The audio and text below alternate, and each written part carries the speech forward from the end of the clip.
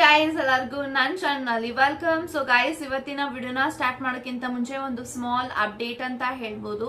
ಯಾರೆಲ್ಲ personal reading ಗೋಸ್ಕರ contact ಮಾಡಬೇಕು ಅಂತ ಅನ್ಕೊಂಡಿದ್ರ ಜಸ್ಟ್ 333 ರೂಪೀಸಿಗೆ ಪರ್ಸನಲ್ ರೀಡಿಂಗ್ ಕನ್ಸಲ್ಟೇಷನ್ ಚಾರ್ಜಸ್ ನ ಇಟ್ಟಿದೀವಿ. ಸೊ ನೀವು 333 ರೂಪೀಸ್ ನ ಪೇ ಮಾಡಿದ್ರೆ job, career, relationship, marriage, third party situation, ex person ಬಗ್ಗೆ ಮುಂದೆ ನಿಮ್ಮ ಲೈಫ್ ಅಲ್ಲಿ ಏನಾಗುತ್ತೆ ಪ್ರತಿಯೊಂದಕ್ಕೂ ಕ್ಲಾರಿಟಿ ಬೇಕು, ಗೈಡೆನ್ಸ್ ಬೇಕು ಅಂತ ಅಂದ್ರೆ this video is for you.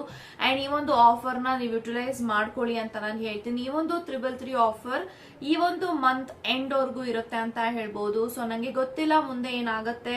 So ಈ ಒಂದು ಆಫರ್ಗೆ ನಾನು ರನ್ ಮಾಡ್ತೀನ ಇಲ್ವಾ ಅಂತ ನನಗೆ ಗೊತ್ತಿಲ್ಲ. ಸೊ ಆಫರ್ ಇರೋಷ್ಟು ದಿನ ಈ ಒಂದು ಅಫೋರ್ಡಬಲ್ ಪ್ರೈಸ್ 333 ರೂಪೀಸ್ ನ ನೀವು ಯುಟಿಲೈಸ್ ಮಾಡ್ಕೊಳ್ಬಹುದು. ಈ ಒಂದು 333 ರೂಪೀಸ್ಗೆ ಅನ್ಲಿಮಿಟೆಡ್ ಕ್ವಶನ್ಸ್, ಅನ್ಲಿಮಿಟೆಡ್ ಆನ್ಸರ್ಸ್ ನ ನೀವು ಪಡ್ಕೋಬಹುದು. ಅನ್ಲಿಮಿಟೆಡ್ ಆಗಿ ಫೋನ್ ಕಾಲ್ ಮುಖಾಂತರನೇ ನಿಮ್ಗೆ ರೀಡಿಂಗ್ ಸಿಗುತ್ತೆ. ಯಾವುದೇ ರೀತಿ ವಾಯ್ಸ್ ನೋಟ್ ಏನು ಇಲ್ಲ, ಜಸ್ಟ್ ಫೋನ್ ಕಾಲ್ ಅಲ್ಲೇ ಸಿಗುತ್ತೆ ಅಂತ ಹೇಳ್ತೀನಿ. ಈ ಒಂದು 333 ರೂಪೀಸ್ ಈ ಒಂದು ಮಂತ್ ಎಂಡ್ ವರ್ಗೂ ಇರುತ್ತೆ. ಸೊ ಎಸ್ ಗೈಸ್, ಈ ಒಂದು ವಿಡಿಯೋ ಯಾರಿಗೆ ರೆಸೊನೇಟ್ ಆಗತ್ತೆ ಅಂದ್ರೆ ಯಾರೆಲ್ಲ ನಿಮ್ಮ ಮನಸ್ಸಿನಲ್ಲಿ ಒಬ್ಬ ವ್ಯಕ್ತಿ ಇದಾರೆ, ಆ ಒಂದು ವ್ಯಕ್ತಿ ನನ್ನ ಜೀವನದಲ್ಲಿ ತುಂಬಾ ಇಂಪಾರ್ಟೆಂಟ್ ಇದ್ದಾರೆ, ಆ ಒಂದು ವ್ಯಕ್ತಿ ಯಾರು ಬೇಕಾದ್ರೂ ಆಗಿರ್ಬೋದು, not only lovers, husband, wife, ಬರೀ ಇಂಥವ್ರೆ ಅಂತಲ್ಲ, ಯಾರು ಬೇಕಾದ್ರೂ ಆಗಿರ್ಬೋದು, ನಿಮ್ಮ ವೆಲ್ ವಿಷರ್ ಆಗಿರ್ಬೋದು, ನಿಮ್ಮ ಸಪೋರ್ಟರ್ ಆಗಿರ್ಬೋದು, ನಿಮ್ಮ ಗಾರ್ಡಿಯನ್ ಆಗಿರ್ಬೋದು, ವಾಟ್ ಎವರ್ ಅವ್ರು ಯಾರೇ ಆಗಿರ್ಲಿ, ಆ ಒಂದು ವ್ಯಕ್ತಿ ನಿಮ್ಮ ಜೀವನದಲ್ಲಿ ಇಂಪಾರ್ಟೆಂಟ್ ಇದ್ದಾರೆ ಅಂದ್ರೆ ಆ ಒಂದು ವ್ಯಕ್ತಿ ನಿಮ್ಮ ಬಗ್ಗೆ ಏನ್ ಯೋಚನೆ ಮಾಡ್ತಿದ್ದಾರೆ ಅನ್ನೋದ್ರ ಬಗ್ಗೆ ಒಂದು ವಿಡಿಯೋ ಇರುತ್ತೆ ಅಂತ ಹೇಳ್ತಾ ಇವಾಗ ವಿಡಿಯೋನ ಸ್ಟಾರ್ಟ್ ಮಾಡೋಣ. ಇವಾಗ ನೋಡೋಣ ನಿಮ್ಮ ಪಾರ್ಟ್ನರ್ ನಿಮ್ಮ ಬಗ್ಗೆ ಏನ್ ಯೋಚನೆ ಮಾಡ್ತಾರೆ, ನೀವ್ ಯಾರ ಬಗ್ಗೆ ಯೋಚನೆ ಮಾಡಿ ಒಂದು ವಿಡಿಯೋನ ನೋಡ್ತಾ ಇದ್ರೆ ಆ ಒಂದು ವ್ಯಕ್ತಿಗಳು ಯಾರು ಬೇಕಾದ್ರೂ ಆಗಿರ್ಲಿ, ಆ ಒಂದು ವ್ಯಕ್ತಿ ನಿಮ್ಮ ಬಗ್ಗೆ ಏನ್ ಯೋಚನೆ ಮಾಡ್ತಾರೆ, ಏನ್ ಥಿಂಕ್ ಮಾಡ್ತಿದ್ದಾರೆ ಅನ್ನೋದನ್ನ ಇವಾಗ ತಿಳ್ಕೊಳ್ಳೋಣ. Let's begin.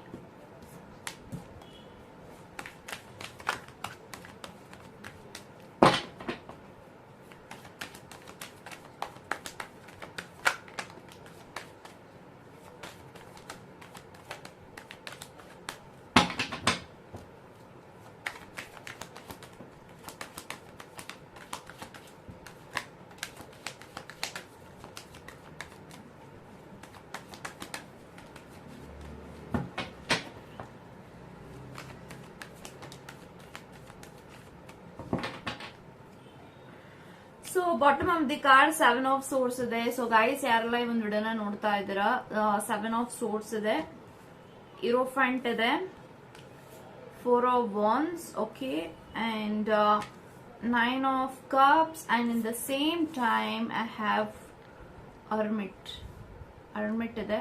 Okay guys, so ನನಗೆ ಎಲ್ಲಾ ಕಾರ್ಡ್ಸ್ ಪ್ರಕಾರ ಏನ್ ಇಂಟೆನ್ಷನ್ಸ್ ಬರ್ತಿದೆ, ನೀವು ಯಾರ ಬಗ್ಗೆ ಯೋಚನೆ ಮಾಡಿ ಒಂದು ವಿಡಿಯೋನ ನೋಡ್ತಾ ಇದ್ದೀರಾ, ನಿಮ್ಮ ಪಾರ್ಟ್ನರ್ ನಿಮ್ಮ ಮೇಲೆ ಯಾವ ರೀತಿಯ ಒಪಿನಿಯನ್ ಇದೆ, ಯಾವ ರೀತಿಯ ಆ ಒಂದು ವ್ಯಕ್ತಿಗೆ ನಿಮ್ಮ ಮೇಲೆ ಥಿಂಕಿಂಗ್ ಇದೆ ಅಂತ ನೀವು ಹೇಳೋದಾದ್ರೆ 9 ಆಫ್ ಕಪ್ಸ್ ಇದೆ. ಈ ಒಂದು ವ್ಯಕ್ತಿಗೆ ನಿಮ್ಮ ಮೇಲೆ ತುಂಬಾ ತುಂಬಾ ತುಂಬಾ ತುಂಬಾ ಪ್ರೀತಿ ಇದೆ ಅಂತ ಹೇಳ್ಬೋದು. ಸೊ ಎಷ್ಟು ಮಟ್ಟಿಗೆ ನಿಮ್ಮ ಮೇಲೆ ಅವ್ರಿಗೆ ಪ್ರೀತಿ ಇದೆ ಅಂತ ಅಂದ್ರೆ ಐ ಡೋಂಟ್ ಮೆಷರ್ ಲವ್ ಅಂತ ಹೇಳ್ಬೋದಲ್ವಾ, ಆ ರೀತಿ ಒಂದು ಇನ್ಫಿನಿಟಿ ವರ್ಗೂ ಈ ಒಂದು ವ್ಯಕ್ತಿ ನಿಮ್ಮನ್ನ ಇಷ್ಟ ಪಡ್ತಿದ್ದಾರೆ, ಪ್ರೀತಿಸ್ತಾ ಇದ್ದಾರೆ. ಸೊ ನಿಮ್ಮಿಬ್ರು ಮಧ್ಯ physically, emotionally, mentally you are in connection with this person ಅಂತ ನಾನು ಹೇಳ್ಬೋದು. ಸೊ ನಿಮ್ಮ ಮೇಲೆ ಈ ಒಂದು ವ್ಯಕ್ತಿಗೆ ತುಂಬಾ ಅಪಾರವಾದಂತ ನಂಬಿಕೆ ಇಟ್ಟಿದ್ದಾರೆ. ಸೊ ಅವರು ಅಷ್ಟು ಸುಲಭವಾಗಿ ಯಾರನ್ನೂ ಕೂಡ ಬಿಲೀವ್ ಮಾಡೋದಿಲ್ಲ, ನಂಬಿಕೆ ಇಟ್ಕೊಳ್ಳೋದಿಲ್ಲ. ಸೊ ನೀವು ಅಂತ ಬಂದಾಗ ಈ ಒಂದು ವ್ಯಕ್ತಿಗೆ ನಿಮ್ಮ ಮೇಲೆ ತುಂಬಾ ನಂಬಿಕೆ ಇದೆ, ಬ್ಲೈಂಡ್ ಟ್ರಸ್ಟ್ ಇದೆ. ನೀವೇನೇ ಹೇಳಿದ್ರು ಕೂಡ ಆ ಒಂದು ವ್ಯಕ್ತಿ ಆಕ್ಚುಲಿ ಅದನ್ನ ಮಾತನ್ನ ನಂಬ್ತಾರೆ ಮತ್ತೆ ಬಿಲೀವ್ ಮಾಡ್ತಾರೆ ಅಂತ ಹೇಳ್ಬೋದು. ಸೊ ಡೆಫಿನೆಟ್ಲಿ ಈ ಒಂದು ವ್ಯಕ್ತಿ ಯಾವ ರೀತಿನಲ್ಲಿ ಇದ್ದಾರೆ ನಿಮ್ಮ ಬಗ್ಗೆ ಅಂತ ಅಂದ್ರೆ, ಸೊ ತುಂಬಾ ತುಂಬಾ ಮುಂದೆ ಬರುವಂತಹ ದಿನಗಳಲ್ಲಿ ನಿಮಗೆ ಸರ್ಪ್ರೈಸ್ ಕೊಡ್ಬೇಕು, ನಿಮ್ಮನ್ನ ಮೀಟ್ ಮಾಡ್ಬೇಕು, ಡೈರೆಕ್ಟ್ ಆಗಿ ಮಾತಾಡ್ಬೇಕು, ಅಂಡ್ ನಿಮ್ಮನ್ನ ತುಂಬಾನೇ ಒಂದು ಲಾಂಗ್ ಹಗ್ ಮಾಡ್ಬೇಕು, ಒಂದು like they are dreaming to give you surprise. So ನೀವು ಕೂಡ ಸರ್ಪ್ರೈಸ್ಗೆ ವೇಟ್ ಮಾಡ್ತಿರ್ಬಹುದು, ಅಥವಾ ಇಲ್ಲಿ ತುಂಬಾ ಜನ ಒನ್ ಸೈಡೆಡ್ ಲವರ್ ಇದ್ದೀರಾ, ಕ್ರಶ್ ಇದ್ದೀರಾ, ಅಥವಾ ನಿಮ್ಮ ಪಾರ್ಟ್ನರ್ ನ ನೀವು ಲಾಂಗ್ ಟೈಮ್ ಆದ್ಮೇಲೆ ನೋಡ್ತಾ ಇದ್ದೀರಾ ಅಂತ ಅಂದ್ರೆ ಯಾವಾಗ ನನ್ನ ವ್ಯಕ್ತಿ ಮೀಟ್ ಮಾಡ್ತಾರೆ ಅಂತ ನೀವು ಕೇಳಿದ್ರೆ definitely with in the next 2-3 days definitely ಒಂದು ವ್ಯಕ್ತಿ ನಿಮ್ಮನ್ನ ಮೀಟ್ ಮಾಡೋರಿದ್ದಾರೆ, ಡೈರೆಕ್ಟ್ ಆಗಿ ಬಂದು ನಿಮ್ಗೆ ಸರ್ಪ್ರೈಸ್ ಮಾಡೋರಿದ್ದಾರೆ, ಒಂದು ಲಾಂಗ್ ಹಗ್ ನ ಕೊಡ್ಬೇಕು ಅಂತ ವೇಟ್ ಮಾಡ್ತಿದ್ದಾರೆ ಅಂತ ಹೇಳ್ಬೋದು.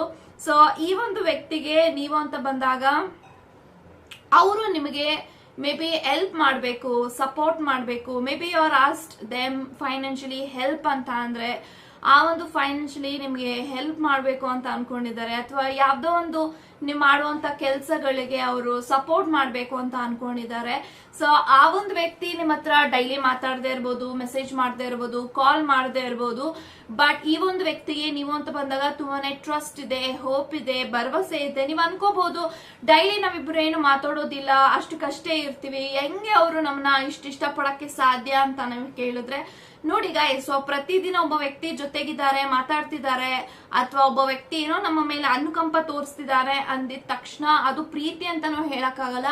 ಅಥವಾ ಒಂದ್ ವ್ಯಕ್ತಿ ನನ್ನ ಜೊತೆಗೆ ಮಾತಾಡಿಲ್ಲ ಅಂತ ಅಂದ್ರೂ ಕೂಡ ಅದನ್ನು ಕೂಡ ಪ್ರೀತಿ ಇಲ್ಲ ಅಂತಾನು ಹೇಳೋದಿಕ್ಕಾಗಲ್ಲ. ಸೊ ಒಬ್ಬೊಬ್ರು ಮೈಂಡ್ ಸೆಟ್ ಒಂದೊಂದು ತರ ಇರುತ್ತೆ. ಸೊ ಹಾಗಾಗಿ ಈ ಒಂದು ವ್ಯಕ್ತಿ ಅವ್ರು ಎಷ್ಟೇ ದೂರ ಇದ್ರು, ಎಷ್ಟೇ ನಿಮ್ ಜೊತೆಗೆ ಮಾತಾಡದೇ ಇದ್ರು ಕೂಡ ಆ ಒಂದ್ ವ್ಯಕ್ತಿ ನಿಮ್ಮ ಬಗ್ಗೆ ಯೋಚನೆ ಮಾಡೋದಾಗಿರ್ಲಿ, ಮೀಟ್ ಮಾಡೋದಾಗಿರ್ಲಿ, ಅದ್ರ ಬಗ್ಗೆನೇ ಯೋಚನೆ ಮಾಡ್ತಿರ್ತಾರೆ. ಯಾವ್ದೇ ಕಾರಣಕ್ಕೂ ನಿಮ್ಮನ್ನ ಅವರು ಗ್ರಾಂಡೆಡ್ ಆಗಿ ತಗೊಂಡಿಲ್ಲ, ಅಥವಾ ಯಾವ್ದೇ ರೀತಿ ನಿಮ್ಮ ವಿಚಾರವಾಗಿ ಕೇರ್ಲೆಸ್ ಮಾಡ್ತಾ ಇಲ್ಲ. ಈ ಒಂದು ವ್ಯಕ್ತಿಗೆ 100% this person is very genuine ಅಂತ ಕಾಣಿಸ್ತಾ ಇದೆ. ಪ್ರತಿ ಕ್ಷಣ ನೀವು ಅದನ್ನೇ ಯೋಚನೆ ಮಾಡ್ತಿರ್ಬೋದು. 7 ಆಫ್ ಸೋರ್ಸ್ ಎನರ್ಜಿನಲ್ಲಿ ಇದ್ದೀರಾ ನೀವು. ತುಂಬಾನೇ ನೀವು ಅವ್ರ ಜೊತೆಗೆ ಮಾತಾಡಿಲ್ಲ, ಅಥವಾ ನನ್ನ ವ್ಯಕ್ತಿ ನನ್ನ ಜೊತೆಗೆ ಮಾತಾಡ್ತಿಲ್ಲ ಅನ್ನೋ ಮಾತ್ರಕ್ಕೆ ನನ್ನ ವ್ಯಕ್ತಿ ಹಿಂದೆ ಮೋಸ ಮಾಡ್ತಿದ್ದಾನೆ, ಚೀಟಿಂಗ್ ಮಾಡ್ತಿದ್ದಾನೆ ಅನ್ನೋದು ತುಂಬಾನೇ ದೊಡ್ಡ ಸುಳ್ಳಾಗತ್ತೆ. ಯಾಕೆ ಅಂತಂದ್ರೆ ಈ ಒಂದು ವ್ಯಕ್ತಿ ತುಂಬಾ ಭಯ ಇದೆ, ನಿಮ್ಮನ್ನ ಎಲ್ಲಿ ಕಳ್ಕೊತೀನಿ ಅನ್ನೋ ತುಂಬಾ ಫಿಯರ್ ಇದೆ. And in the same time ಈ ಒಂದು ವ್ಯಕ್ತಿಗೆ ನಾವು ಅತಿಯಾಗಿ ಒಬ್ಬ ವ್ಯಕ್ತಿನ ಹಚ್ಕೊಂಡ್ಬಿಟ್ರೆ ಆ ಒಂದು ವ್ಯಕ್ತಿಗೆ ಇಂಟ್ರೆಸ್ಟ್ ಇಲ್ಲ ಅಂತ ಬಂದಾಗ, ಪ್ರೀತಿ ಅಂತ ಬಂದಾಗ ಅದನ್ನ ಬಿಟ್ಕೊಡಕ್ ಸಾಧ್ಯ ಇಲ್ಲ. ಎಲ್ಲಾ ಆಂಗಲ್ ಅವ್ರು ಯೋಚನೆ ಮಾಡ್ತಾರೆ. ಈ ಒಂದು ವ್ಯಕ್ತಿ ನಿಮ್ಮನ್ನ ಆಲ್ರೆಡಿ ಅವರು ತುಂಬಾನೇ ಅಟ್ಯಾಚ್ಮೆಂಟ್ ಅಲ್ಲಿ ಇದ್ದಾರೆ, physically, emotionally this person is very attached to you.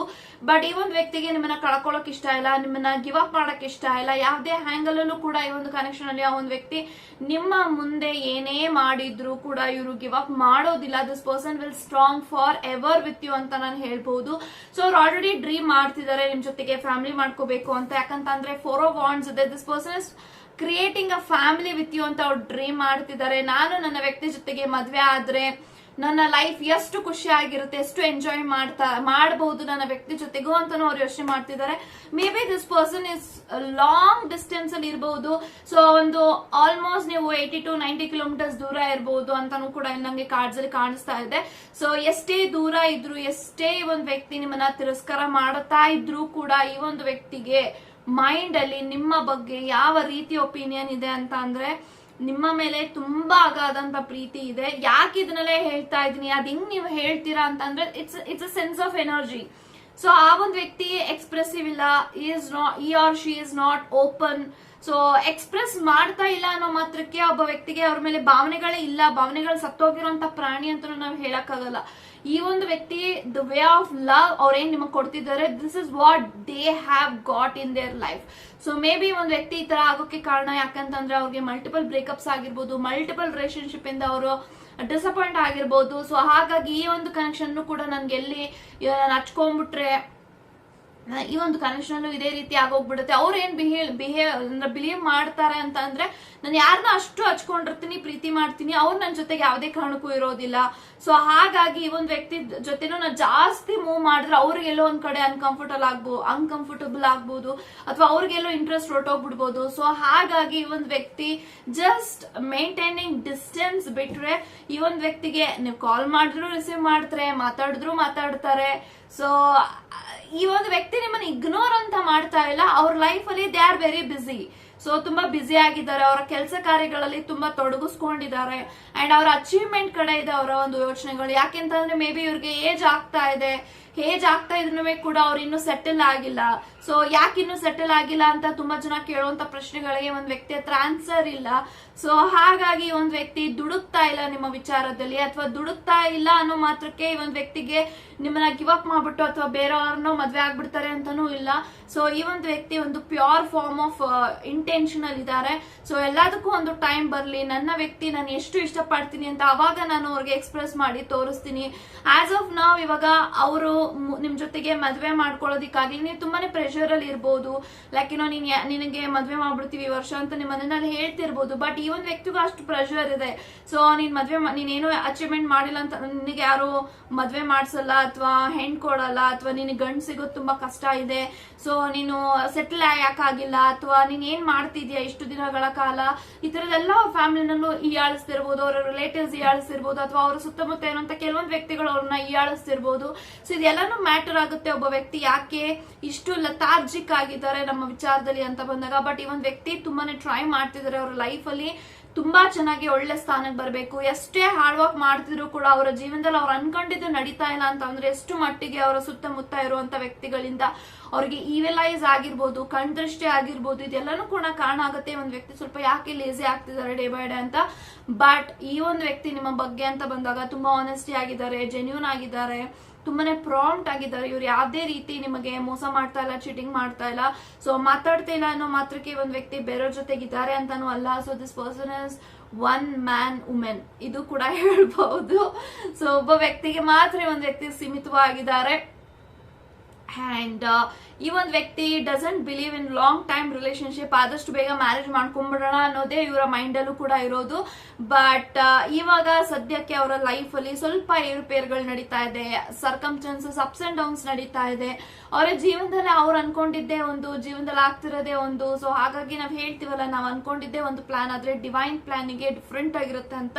So ಅವರ ಜೀವನದಲ್ಲಿ ಆ ರೀತಿ ಟ್ವಿಸ್ಟ್ ಮೇಲೆ ಟ್ವಿಸ್ಟ್ ಬರ್ತಾ ಇರ್ಬೋದು. ಸೊ ಹಾಗಾಗಿ ಈ just kept R she just kept patience in this connection.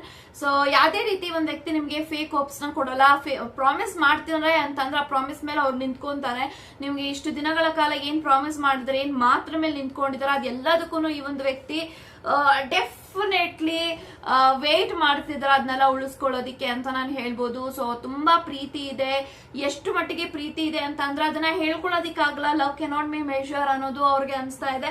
So deep down this person is very much attached to you. But ನಿಮ್ಮ ಜೊತೆಗೆ ಬಂದಾಗ ಅವ್ರಿಗೆ ಗೊತ್ತಿರುತ್ತೆ ನಿಮ್ಮಿಬ್ರು ಮಧ್ಯೆ ಏನಾಗಬಹುದು ಅಂತ. ಸೊ ಹಾಗಾಗಿ ಎಲ್ಲಾನು ಈಗಲೇ ಮುಗಿಸ್ಕೊಂಡು ಆದ್ಮೇಲೆ ನನ್ನ ವ್ಯಕ್ತಿ ಹತ್ರ ಏನು ಇಲ್ಲ ಅನ್ನೋ ರೀತಿನಲ್ಲಿ ಏನು ಇರಬಾರ್ದು ಅಂತ ಹೇಳ್ಬಿಟ್ಟು you just kept quiet or she just kept quiet. So ಹಾಗಾಗಿ ಒಂದ್ ವ್ಯಕ್ತಿ ಪ್ಲಾನ್ ಮಾಡ್ತಿದ್ದಾರೆ ಆದಷ್ಟು ಬೇಗ ಮೀಟ್ ಮಾಡಿ ಮಾತಾಡೋದಿಕ್ಕೆ, ಅಥವಾ ಡೈರೆಕ್ಟ್ ಆಗಿ ಬಂದು ನಾನು ಆಲ್ರೆಡಿ ಹೇಳಿದ್ನಲ್ಲ surprise, the surprise is waiting in the corner ಅಂತ ಹೇಳ್ತಾ. ಸೊ ಜಸ್ಟ್ ವೇಟ್ ಮಾಡಿ.